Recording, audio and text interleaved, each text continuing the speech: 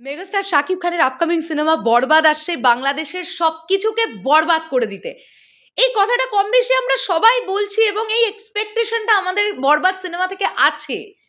কিন্তু একজন অভিনেতা যখন আমরা তাকে দেখি যে তিনি কিন্তু বরবাদে অভিনয় করেননি, কিন্তু বরবাদে অভিনয় না করার পরেও তিনি বরবাদ নিয়ে কতটা আশাবাদী এবং মেগাস্টার শাকিব খানকে নিয়ে তিনি কি কি কথা বলছেন।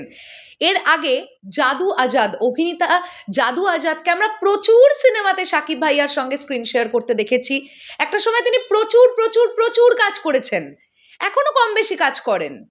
তিনি রিসেন্টলি একটি ইন্টারভিউতে বরবাদ নিয়ে এবং মেগাস্টার শাকিব খানকে নিয়ে কি বলছেন একবার চলুন আমরা সবাই মিলে শুনি। আমি থ্যাংক ইউ জানাবো, আমি যে চ্যানেলের ভিডিও থেকে রিয়াকশন করছি সেটা হচ্ছে রাহ টপ 1।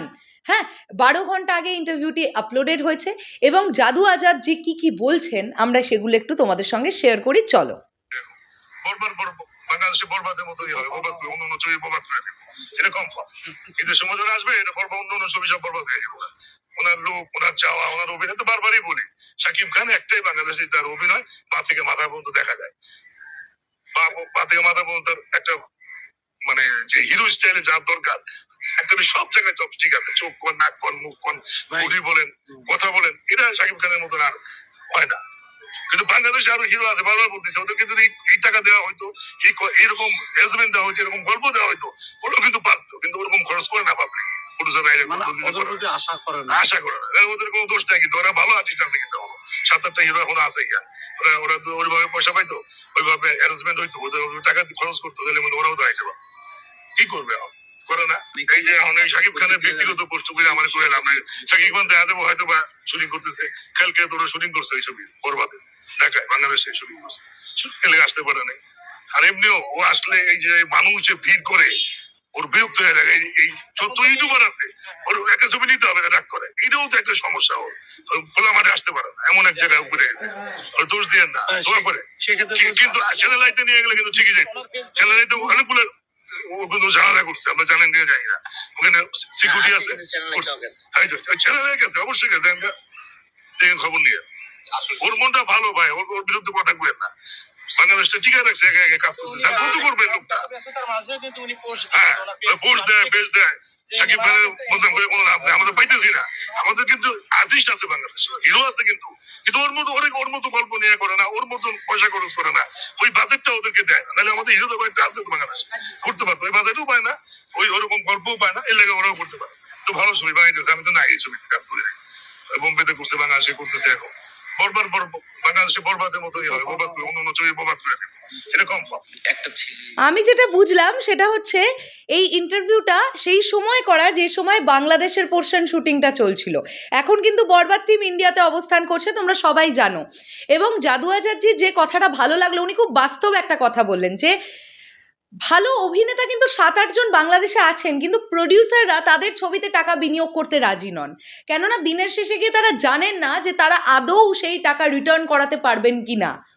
যে মানি ব্যাক গ্যারেন্টিটা মেগাস্টার শাকিব খানই এখন একমাত্র দিতে পারেন এবং গত 18-20 বছর ধরে উনি একচেটিয়া এক রকমভাবে এই পজিশনটা উনি তৈরি করেছেন।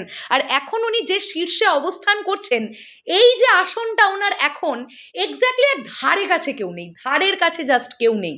এবং আরও একটা বিষয় আমার খুব ভালো লাগলো, যেটা জাদু আজাদজি বললেন যে শাকিব ভাইয়াকে বারবার বিভিন্নভাবে আক্রমণ করার চেষ্টা করা হয়, আমরা দেখেছি। যদিও আমাদের মেগাস্টার সবসময় চুপ করে থাকেন, উনি এগুলোকে পাত্তাও দেন না, উনি শুধু ওনার কাজেই ফোকাসড। কিন্তু এই যে নানান সময় নানানভাবে ওনাকে আক্রমণ করা, এই যে রিসেন্ট টাইমে আমরা দেখলাম যে প্রবীর মিত্রর জানাজায় যাওয়া নিয়ে একটা বিচ্ছিরি রকমের একটা ব্যাপার তৈরি হলো। তো এগুলো না আসলে এক্সপেক্টেড নয়। মানে একটা মানুষ যিনি একটা ইন্ডাস্ট্রিকে, গোটা একটা ইন্ডাস্ট্রিকে একা কাঁধে নিয়ে এগোচ্ছেন। হ্যাঁ, এখানে জাদু আজাদজির কথাটা শুনলেই তো পরিষ্কার যে তিনি বলছেন যে আর কোনো প্রডিউসার তারা টাকা লগ্নিই করতে চায় না, ভালো গল্প থাকলেও তারা লগ্নি করতে চায় না। ওই তো দিনের শেষে গিয়ে সেটাই কথা যে ওনার মেগাস্টার শাকিব খানের যে নেম অ্যান্ড ফেম, তার যে আধিপত্য, তার যে স্টারডম, এটা তো বাংলাদেশের ধারে কাছে আর কারণ নেই, ওনার মতন এই স্টারডমটা তো নেই। যেটা ভালো লাগলো। আবারও আমি রিপিট করতে চাই যে জাদু আজাদ কিন্তু বরবাদে কাজ করেননি, এবং এটা থেকে আমরা আরও একটা বিষয় ওনার কাছ থেকে জানতে পারলাম যে বাংলাদেশের যে পোর্শন শ্যুট হয়েছে সেখানেও সাকিব ভাইয়ার পোর্শন ছিল। একটা কথায় কথায় দেখবে জাদু আজাদজি বললেন যে বাংলাদেশে সাকিব শ্যুট করেছে বা শ্যুট করছে, ওই জন্য সে আসতে পারেনি, এরকম একটা বিষয়পত্র শুনতে পেলাম। হ্যাঁ, তো যাই হোক, যেটাই হোক, আমরা আলটিমেটলি গিয়ে বড় পর্দায় 70mm স্ক্রিনে যখন ছবিটা দেখবো, আমরা ছবিটাকে দেখবো, আমরা সিনেমাটাকে দেখবো। সিনেমাটা কেমন হয়েছে, গল্পটা কেমন হয়েছে, এক্সিকিউশন কেমন হলো, অ্যাকশন কেমন হলো, ভায়োলেশন কেমন হলো, সবটা আমরা দেখবো।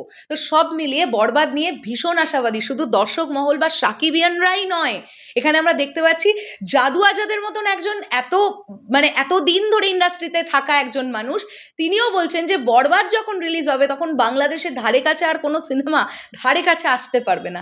এটাই তো আমাদের মেগাস্টারের পাওয়ার, এটাই তো তার ক্রেজ, এটাই তো তার স্টারডম, যেটা তিনি গত 25-26টা বছর ধরে তিলে তিলে তৈরি করেছেন। শেষ করলাম ভিডিওটা, আসছি আবার খুব শিগগিরই নতুন কোনো ভিডিও নিয়ে। তাহলে এখনের জন্যে টাটা।